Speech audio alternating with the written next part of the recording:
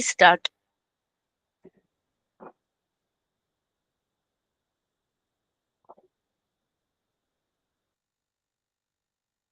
Ma'am, please unmute yourself.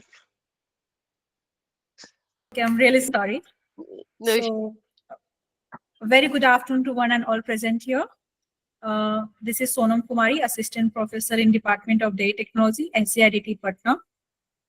Dear participants, meet our today's expert, Dr. Suhail Ahmed sir. He is currently serving as a senior scientist at the Regional Research Station, ICAR, Indian Grassland and Fodder Research Institute, Srinagar. He has 14 years of experience in forest-based research and extension with specialization in various fields such as forest-based agroforestry, system, grassland ecology, pastoralism, and forest genetic resources. He has significantly contributed to science field with publishing research articles number 45, 6 review articles, 4 policy papers, and 53 book chapters. Other than that, 20 popular articles he has also published. Uh, he has conducted over 800 training programs and managed national projects and schemes and delivered more than 50 invited lectures. He has also received a Best Research Paper Award in 2018, Eminent Scientist Award in 2020, and Best PhD Thesis Award in 2022, and the Distinguished Scientist Award in 2023. On the behalf of Organizing Committee and NADCL, Baramulla, Jammu and Kashmir, sir, I welcome you for the session. Thank you very much. Now over to you, sir. Thank you, Dr. Anuradha ma'am. I express my immense thanks and gratitude to the entire organizing team, including course directors, course coordinators, and also NADCL and its technical team. I hope the training is going on very smoothly. The topic that has been given to me is very pertinent to the theme of this training program, that is dairy farming. And I think this is the only lecture with respect to uh, fodder production innovations. What are the various, what is the, advancements that have been made in our country vis-a-vis fodder technology innovations or technologies like development of varieties or cultivars of various fodder crops, what are the various production systems, and water conservation as well as utilization, and what are the other various non-conventional fodder resources. So I will be detailing about these very aspects in my talk. I also thank all the participants, and I also welcome them for this talk. So why do we need fodder technologies? You know that you might be knowing that all the speakers might have delved much deeper into this aspect, that livestock sector is a very important sector in our country, and it represents around 1/3 of agricultural GDP in most countries, and our country is no exception. And even in certain states of in our country, it contributes more than 40% to the agricultural GDP. But although we are number one in the world in terms of milk production, but the productivity of livestock is very low when we compare to various developed nations. uh, it accounts for 50 to 60%. And other factors include genetic improvement or health management. And another problem in our country is that the area that is under fodder crops, that's just 4% of the total geographical area, which is very less considering the population of livestock in our country. And the limited land endowments, or whatever land is available with the farming community, it makes it very difficult for a particular farmer to earmark adequate land for fodder cultivation because of his liking to various cash crops or other horticultural crops. So the in order to enhance the land under fodder crops, or in order to increase the fodder livestock productivity, there is a need that we should look for the possibility of increased fodder production by bringing additional area under fodder cultivation. And there is continuous efforts are therefore needed to increase or augment forage resource availability through various niche areas. If you see this particular graph, there has been a greater demand for livestock products globally and in our country as well. Populations have increased, both humans as well as livestock. So dietary preference has changed. So if you see the food platter of today's, and if you compare it with, say, for example, a decade earlier or 15 years back, uh, it was cereal based. There is now less dependence on cereals. There is increased demand for fruits and vegetables as well as livestock products. So by 2050, it has been projected that total meat and milk consumption in developing countries is expected to at least double. So this is an opportunity for us as well as a challenge for all the scientists working on livestock or dairying. Now, if we see the Indian livestock sector, um, agriculture as well as its allied sectors, its contribution is somewhere between 17, more than 17%. And the contribution of livestock, as I already said, that it is almost 25%, one third. And it's having good growth rate also as compared to agriculture sector.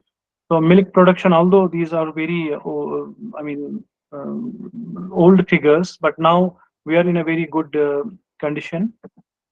This is the projected livestock population by 2050. As I already told, that livestock is going to increase further in all the categories of livestock. So there is a need to develop fodder resources to cater to the fodder feed of these livestock.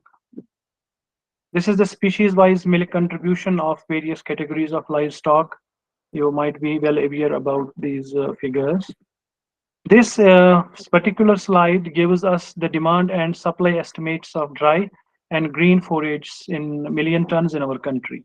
If you see, there is a widening gap between demand and supply of fodder, so far as green as well as dry fodder is concerned. So this is, I mean, if we talk of 2020, it's the deficit in green is 30%. And if we talk about 2030, it is 24.59%. So it is this gap is one of the reasons for the low productivity of livestock. And what are the grazing resources in our country?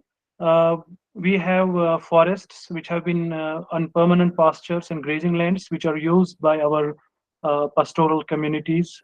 There are various pastoral communities in almost all the agroclimatic zones of our country.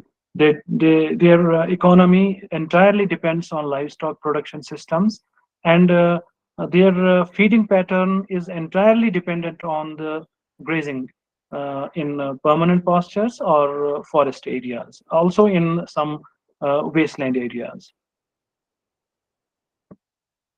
Now, we know that feed and fodder are the major important inputs, and they represent about 50 to 75% of the total cost of production in any livestock production system. So milk, as I already said, that we are number one in the world, and it's increasing at a faster rate. But feed and fodder resources are depleting due to increased human population, urbanization, and pressure on land to grow cereal and cash crops. And whatever pasture areas or grasslands that are in our country, there the position or the carrying capacity of those grasslands is also depleting, and there is a lot of degradation. No concrete work has been done so far as grassland rejuvenation or rehabilitation is concerned. So this has led to qualitative and quantitative insufficiency of feed and water resources. And the various factors that are responsible for low productivity of livestock or feed and fodder deficiency, breeding and reproduction, diseases and management. And if we see the contribution of all these factors, 50, as I already told, that 50, and even in some cases, 70%, the responsible factor is the fodder and feed deficiency. This is the fodder scenario in India, although we have some areas in our country that are fodder surplus, but if we see at a national level, we have a deficit in fodder production. And coming to what are the various crops that we have so far as fodder production is concerned, you might be well aware that there are uh, two seasons. One is Kharif season, then we have Rabi season, and in between Kharif and Rabi, there is one very short duration time that is Zaid season, that is summer season. Kharif starts from June to October, and Rabi season starts from October to February, and summer season from February to June. We have some non-leguminous crops, very important fodder crops in our country like maize, sorghum, and bajra. And in legumes, we have cowpea, cluster bean, and some perennial types like red clover, white clover, or uh, and so many. Lucerne is one important crop in southern India and also in cold arid regions of our country. Then, so far as Rabi season crops are concerned, we have some cereal legumes, cereal grasses like oats and barley that are used as fodder. And in legumes, when we talk of Rabi season, we have berseem and lucerne. And in perennial grasses and legumes, we have Napier bajra hybrid, we have guinea grass, we have stevia. Then in temperate areas, we have a lot more plethora of grasses, including Dactylis glomerata, Festuca arundinacea, then Phalaris aquatica, and so on and so forth. Now, a multi-pronged strategy or approach is needed for increasing forage production. One is to increase forage production per unit area, encouraging forage production in mixed farming systems. Then we can exploit the vast chunk of wastelands, denuded, degraded, and marginal and submarginal lands for the development of pastures and using forage-based agroforestry systems. Then strategies are also needed for efficient utilization of whatever is available with us, like we can use crop residues and non-conventional feeds and fodders. And we feel that there is a need of a national fodder mission or a national fodder policy, just like we have national agroforestry policy and or national livestock policy. Now, I'll be just rushing through some of these slides because this gives us the list of various annual fodder crops and also perennial fodder crops. Like, for example, I will start by sorghum. This is a very important fodder crop in our country, a kharif fodder crop. We have single cut varieties, we have double cut varieties, and we have multi cut varieties. The list is given. I'm not going to enumerate everything. And what is the seed rate and what is the sowing time, what should be the spacing between the plants, that information is also given. I will also share the lecture notes for the information of all the participants. Then what is the fertilizer requirement or nutrient requirement in single cut, double cut, and multi cut varieties. Then how weeds can be managed in this fodder crop, that is sorghum, and what are the various pests and diseases. uh, that information is also given. And what is the yield potential in single cut and multi cut varieties. For example, in a single cut, the production potential is 300 to 500 quintals per hectare, and in multi cut varieties, it's 500 to 900 quintals per hectare. Then another crop which is very important in Rajasthan, Gujarat, and some other states. This is Penicillium typhoides, pearl millet. That's bajra. In bajra also we have single cut varieties, we have double cut, and we have multi cut varieties. In multi cut, you might have heard about the name giant bajra, which is a very important fodder crop. This is basically a fodder variety. The seed rate, the sowing time, spacing likewise is given. Then the nutrient requirement for all the single cut and multi cut varieties is also given. Pest and disease management, weed management, and also the yield potential of single cut, that is 250 to 350 quintals per hectare, and in multi cut it is 400 to 600 uh, quintals per hectare. And the beauty of these two crops is that both these are millets, and there was a lot of emphasis last year. You might be knowing that because of International Year of Millets, these two crops got a lot of attention. Then coming to another fodder crop which is grown in the Kharif season is maize. You might have heard about African tall varieties, which is a very important variety in maize, a fodder maize. Then in we have the seed rate is given, sowing spacing. Then we northwest zone we had a very famous variety Pratap Makka Cherry 6, and just last year we got one more variety added to the fodder maize germplasm, that is uh, one of the varieties KDFM1, that has beaten African tall in terms of fodder production. Then nutrient requirement, weed management, likewise in other crops, it's also given. So then coming to legumes, cowpea is a very important legume so far as Kharif season is concerned, and we have varieties specific to uh, national level as well as some agroclimatic zones like northwest climate zone or hill zone. The list is given.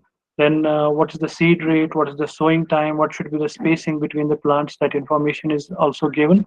And also the information related to nutrient requirement, weed management, pest management is also enumerated and listed. Then one more legume which is grown in Rajasthan is cluster bean. This is also a very important legume. So many varieties are available in this crop also. Its production potential is very good. So all the information related to weeds and pest and management is also given. Then Avena sativa or oat, you might be knowing that this is a very important rabi fodder crop in our country. It's grown almost in every part of our country, in almost all the agroclimatic zones.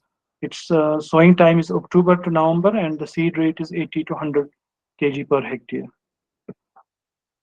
And the production potential in single cut varieties is 300 to 400 quintals per hectare. In double cut varieties, it's 400 to 500 quintals, and in multi cut varieties, which are available with our institute, is 500 to 600 quintals per hectare. Then one more fodder crop is that of Berseem, Trifolium alexandrinum. This is Egyptian clover, and we have some very wonderful varieties like Meskavi and Vardan, which are grown almost in every agroclimatic zone of our country. This is also a rabi fodder legume that's grown in our country. And there's a lot of demand so far as its seed is concerned, and farmers are also going for the seed production of this particular legume. Then the weed, there is a problem of weeds in this particular crop, especially the invasion or the infestation of cuscuta, that is a dodder. So we can use pendimethalin at the rate of 1.5 kg active ingredient per hectare. Then its production potential in multi-cut varieties varies from 700 to 1100 quintals per hectare. Then one more variety that is Lucerne, which is locally known as Rizka. In some parts, it's also known as Alpha Alpha, Medicago sativa. We have one more variant of it and grown in cold arid zone of Ladakh, that's Medicago pulcata. So this is also a very important legume. We have perennial types also in this particular legume and also annual types. And the production potential in perennial types is very good. It is more than 1,000 quintals per hectare in peninsular India. Then in perennial forages, we have one important crop, that is Bajra Napier hybrid, which is a basically a hybrid between Penicillium glaucum and Penicillium purpureum. There are so many varieties available in this particular crop, and some varieties specific to problematic soils like acid and saline soils have also been developed by our institute. This is rooted silips. It does not produce seed. This is a hybrid which is not producing seed. It has sterile seed, but a breakthrough has been made by our institute, and maybe in a couple of years we will come up with a fertile Bajra Napier hybrid line. So that can be propagated through seeds. So the nutrient requirement is given, and the yield potential in this particular crop is very, very high. It's 800 to 2000 quintals per hectare. Then we have one more crop, that is Guinea grass, that is Panicum maximum. So many varieties have been developed by our institute, like Bundel Guinea series 1 and 2. Seed rate, production potential also is given for this particular crop, and the yield potential is very good. It's 800 to 1500 quintals per hectare. Then this was just a brief about what are the various fodder crops so far as grasses and legumes are concerned, and uh, specific to Kharif and Rabi seasons. Now I am coming to the whole package, how these cultivars of these grasses and legumes can be used in production as a production technology in arable, that's cultivable land, also in non-arable or non-cultivated land. First, we will be just in brief, I will be giving you some details about the production technologies with respect to arable lands or cultivable lands. For example, in irrigated arable lands, we can use, there are two types. One is annual based system, and second one is perennial based system. In annual based system, for example, we can use sorghum, preferably a multi-cut system. Then we can use it with cowpea in Kharif season, followed by barsim in Rabi season. And this particular uh, production system gives us the yield potential of 172 tons per hectare per year. So this is and the, if we see its production potential in terms of dry matter, it is 32 tons dry matter per hectare, and it can be adopted in whole India except southern India. And clientele group, our targeted group may be peri-urban and milk-shed areas which have resorted to dairying. Uh, Although the water requirement is little bit high, because this is suitable for irrigated areas, and it can support 5 to 6 adult cattle units per hectare. Then another system, that's a perennial based system. We can use a very high yielding crop, that is Bajra Napier hybrid, plus cowpea and barsim uh, in Kharif and Rabi seasons respectively. And the production potential of this particular system is very, very high. It's 273 tons per hectare per year. It can really revolutionize our dairying, and the livestock support for this particular system is 7 to 8 ACUs uh, per hectare. Just to give you the in terms of livestock support, that our grasslands in India have the carrying capacity of 1 ACU per hectare. So imagine this from this particular system, we are getting support for 7 to 8 ACUs. Then coming to now this was for irrigated areas. Now coming to rain-fed areas, we also have for in this particular system for rain-fed arable land, as well as annual based for rain-fed arable land, and perennial based for rain-fed arable land. This in this system we can use sorghum and we can use cowpea, and it can be very well followed in UP, MP, Maharashtra, and Gujarat. It is very much suitable for small and medium farmers who also want to grow sorghum for grain purpose, and it yields 2.5 tons per hectare grain, and green fodder 17 tons per hectare, and the it can support 2 to 3 milk animals per hectare.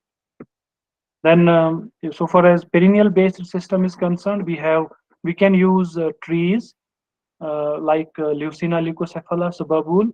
We can use one grass species from our uh, IGFRI, that's price specific hybrid, which is a triple hybrid between Penicillium purpureum, Penicillium scammulatum, and Penicillium glaucum. Then we can also use sorghum and pigeon pea as grain crop in this particular system. The production potential is 53.3 tons per hectare per year. It also can support 2 to 3 milch animals, and we can get a green fodder of 30 tons per hectare, and also silage of 15 tons per hectare. Then this was all about production technology for arable lands. We also, our institute has also developed production technologies for non-arable lands. For example, forest plantations or in forest areas, we can go for silvopasture systems, the like Ficus infectoria, that is a Packard based silvopasture system, or mulberry based silvopasture system, or acacia based silvopasture system. In all these systems, the information related to what is the dry matter production from trees, what is the dry matter production from pasture, and along with the BC ratio, and along with certain parameters like how much soil can be, how much soil carbon can be sequestered from a particular system, what will be the eco restoration efficiency of these systems, because you know that we have very high area, huge area under wastelands in our country, and these systems are very much suitable for uh, these degraded lands. Then coming to one more system, we have a huge area under fruit orchards in our country, and we can also grow for, and there is a lot of interspace available between orchard trees, so that interspace can be used for growing fodder crops. For example, amla based horticulture system and gawa based horticulture system. Similarly, all the information related to soil carbon sequestration, dry matter production, fruit production. So, on a unit piece of land, we can get fodder, we can get fruit, and we can get milk and livestock products. For example, in Jammu and Kashmir, we worked on these two systems, that is Phalaris aquatica and almond-based horticulture system, in which we got 45 to 50 tons of green fodder per hectare, and mulberry and sainfoin, which is a very important perennial legume of temperate areas, we got 45 to 50 tons per hectare in this particular system. And the beauty of this system is also that this also helps in controlling weeds in the orchards. So, for example, in our case, the treatment, that is when we intercropped the Phalaris aquatica grass with almond, it exhibited highest weed control efficiency. Then one of the success stories from our Dharwad station in Karnataka is that they had a project of using inter-row spaces in mango orchards of various farming communities, and this also yielded so many benefits, like green fodder shortage reduced from 56.25% to 17%. So the various fodder crops that were used in the mango orchards included perennial fodder sorghum. The variety is COFS29, Bajra Napier hybrid, and Guinea grass.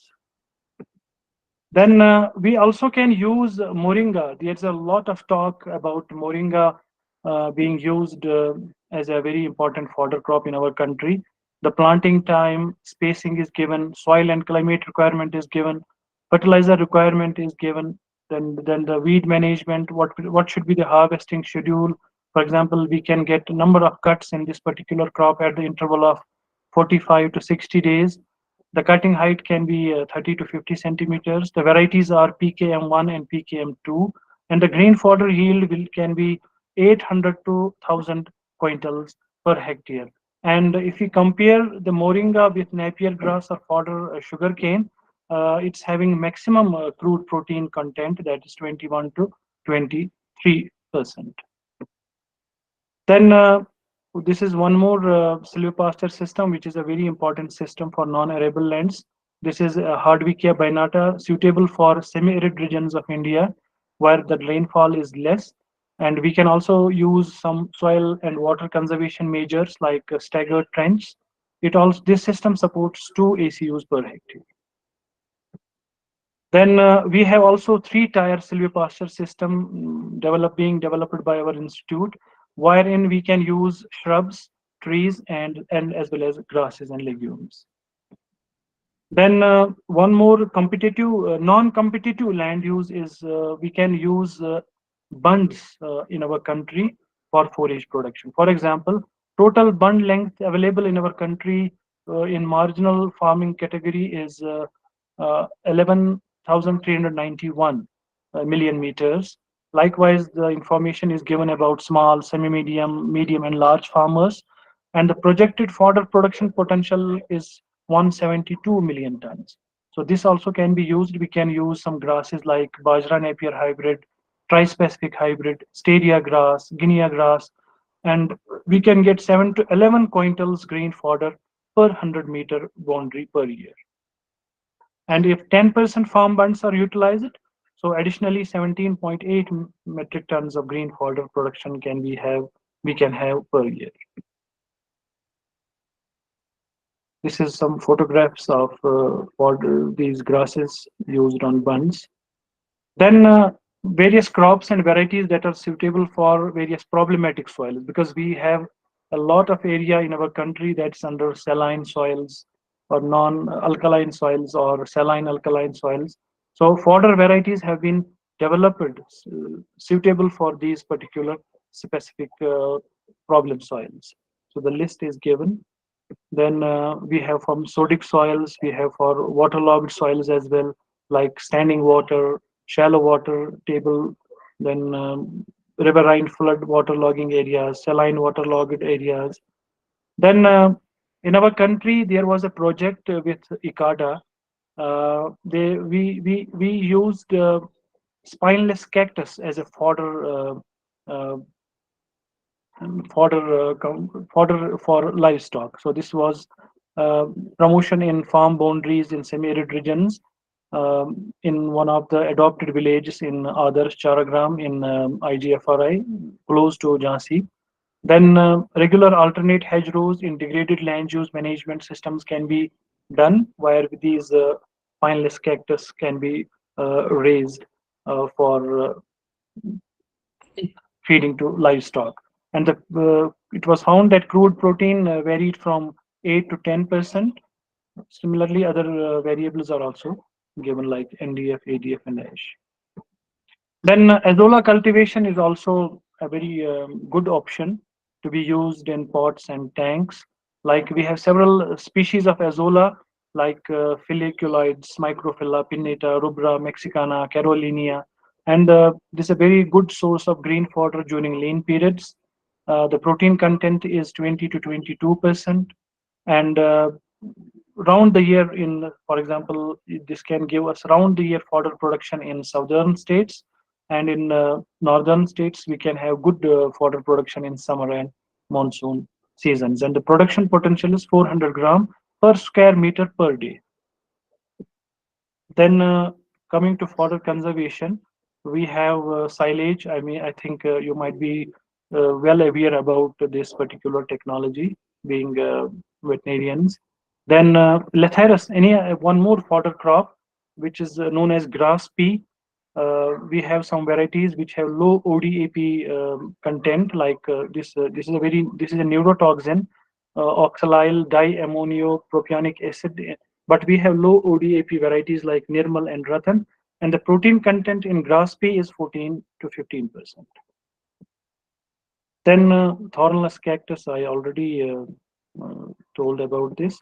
Then fodder sugarcane. We have a lot more area in. Uh, this was basically a recommendation from our QRT that we should have collaboration with Sugarcane Breeding Institute and one more institute that is in Lucknow. That can we use sugarcane for fodder purposes? And sugarcane tops, for example, are used as fodder crops, but there some lines were identified as fodder we gave them the name of fodder sugarcane. And the crude protein was very good, 10.95%, as good as some temperate grasses. And the dry matter digestibility also very good.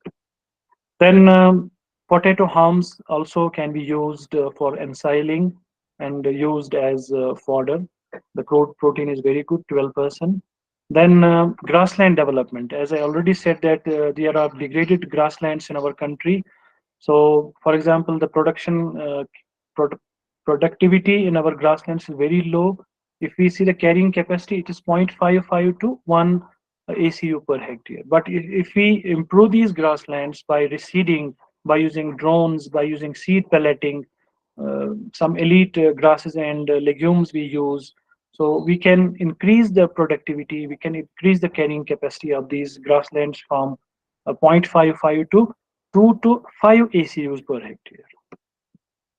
Then fodder tree species, that's what we call as top feeds. We have a lot of fodder trees in our country. They can also be used for the production of fodder component in the form of social forestry or agroforestry systems. Some fodder trees along with yield per kg and the protein content in leaves varies from 14 to 28% in some fodder trees. Then some technologies were developed by our institute, like defluffing machine, to separate the grass seed, because there is a lot of seed fluff in grass seeds. So in order to separate those that fluffiness from the grass, this defluffing machine was developed by our institute, and so that that seed can be used for uh, reseeding the pastures. Then seed pelleting machine, as I already said, that we need seed pelleting is to be done, because in grassland areas we cannot go for tractorization or cultivation or tillage. So we have to use seed pelleting. We have to use drone technology in order to reseed our degraded grasslands. Then one more system is that of hydroponic system. Hydroponic is also a very important area which can be used for raising fodder crops, especially for peri-urban and urban dairying. Uh, this was a project by one of our scientists in IGFRI, and he got a very good success. And he also got a patent for this particular technology. Then seed coating is also required in so many fodder crops. For example, in legumes, we need that rhizobia inoculation, so we need seed coatings. So this project is also going on in our institute. Then TMR, lot of this is also a very I mean an excellent technology using a total mixed ration for various categories of livestock. And in our institute, one of the scientists was worked on spent grain mixed TMR for goats. So he also got very good success in developing this TMR, and this product is also being commercialized through a big center of IGFRI. Thank you very much. I think this is all from me. If any queries are there, I will be happy to answer.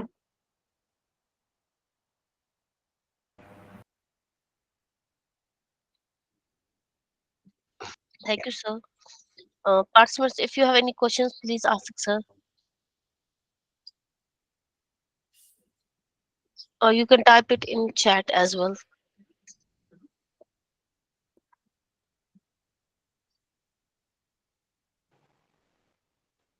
Hello, is I audible? Yes, yes, Rajeshwarji, you are audible. Thank you very much for nice presentation. But I have one query there, important query, that is, we Yes. always use that